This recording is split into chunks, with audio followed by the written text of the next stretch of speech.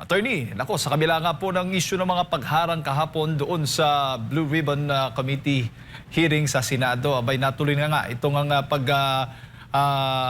iimbestiga doon sa patuloy itong pag-iimbestiga sa anomalyang flood control anomaly kasama itong mga dating mga sundalo, ang ilan mga Marines, kung saan sila mismo ay nagbigay ng kanilang mga testimonya, pahayag doon sa naging hearing po ng Blue Ribbon Committee sa pangunguna nga ni Senator Marcoleta as Vice Chairperson, itong si Senate President Alan Peter Cayetano at iba pa.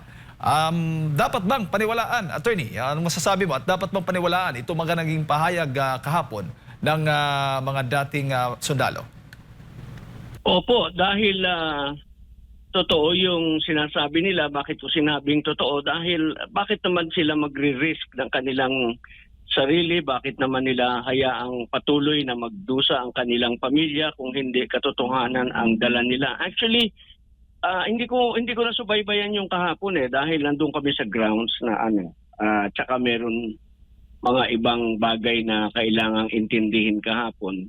Hindi ko alam kung na-touch yung aspeto na they've been offered, no? They've been offered as much as 5 million each. Hindi ko alam kung na-touch yun kahapon dahil talagang just for them to not to proceed.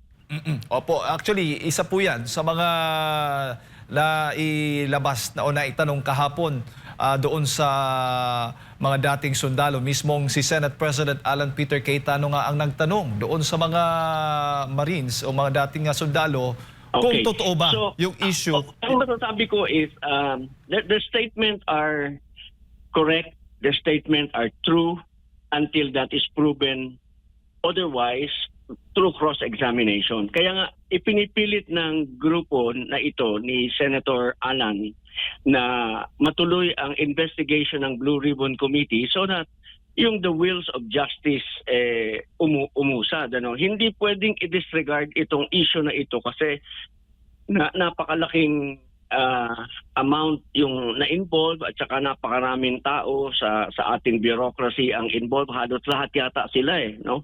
Kaya kailangan talaga ito'y pag-usapan, ito ay magkaroon ng closure at ating inaasahan that with the revelation before the Senate Blue Ribbon Committee, ultimately it will go to the Ombudsman and magtutuloy yung prosecution ng mga taong pinangalanan, so that they will also be given a chance to explain themselves. Yun yung due process. Nabanggit ang pangalan mo, meron ka naman pagkakataon na patunayan mo, ay, teka muna, hindi totoo yan. Ganon. Opo. At sabi nga ng mga kritiko ng SP Cayetano at ng Blue Ribbon kahapon, ay parang propaganda lamang daw ang nakita at baga lumabas po doon sa mga dito sa hearing ng Blue Ribbon. Target lamang yung mga kalaban ng mga Duterte. Ano masasabi po ninyo doon? Ang masasabi ko doon is this revelation should be considered as kumbaga parang ito yung eye-opener. Ito dapat yung trigger for the Ombudsman to initiate his investigation. Merong ganyan, ang kailangan merong mga pinangalanan, tawagin niya yung mga pinangalanan, tawagin niya itong mga testigo niya ngayon. Merong nag-aakusa sa iyo na ikaw ay tumanggap ng maleta, ganito, ganon. So, dapat isabpina niya, pasagutin niya. Kayo ngayon, kasi ang alam ko itong mga sundalong ito, nakapag-file na ito ng complaint sa Office of the Ombudsman concerning this issue. So, dapat gumulong ito, dapat asikasuhin ito ng Ombudsman so that yung mga napangalanan will now be given a chance to defend themselves. Kasi unang-unang kailangan nilang depensahan, kailangan nilang ipaliwanag is because nakikinig ang pamilya nila.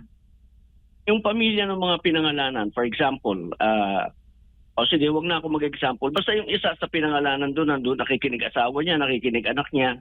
Di ano impression ng asawa niya, anak niya, magnanakaw pala itong pera pakain pala sa amin, galing sa nakaw, di ba? So yung dapat lang gumulong na. Yun lang naman ang interest nung Blue Ribbon Committee na naglahad ng mga nakakaalam sa pangyayari. Opo. At maaari ho bang magamit yung bilang ebidensya yung mga naging testimonya po nila during the Senate hearing? Pwede po, pwede kasi meron silang affidavit. The affidavit can be used. Merong pictures, merong videos, lahat ng meron sila pwedeng magamit in the prosecution of the case. Opo. At baga add points na po ba yun? Dahil sa pagkakaalam po natin, may parang omnibus, parang joint affidavit na po silang inaihain sa ombudsman. At itong dagdag naman dyan sa Senado during the hearing kahapon, ilabas po nila. Parang mas makakadagdag ho ba ng credibility ito o ano ho yung magiging implikasyon? Yung credibility, credible, no? Unless otherwise, proven otherwise, credible yan. Kaya nga sinasabi ko, let the wheels of justice move. Pailan mo na para malalaman mo lamang naman yan when you start to cross-examine each one of them. Sa cross-examination, makikita mo kung totoo ang sinasabi o hindi. Because doon pwede mong sabihin yung mga iniisip mong contradiction o mga kulang o mali o inaccurate statement. Then that's the only time you can say, hindi. Ganon, di ba? So, yun lang. To me, their statements stand. They're valid. They're very clear. They're very credible. Dahil hindi lang naman isang tao nagsasalita at saka hindi sila nagsasalita lang. Meron silang video, meron silang pictures, meron silang addresses, meron silang instances, number of times, specific Kaya that's very clear. That's very clear. Very credible to me.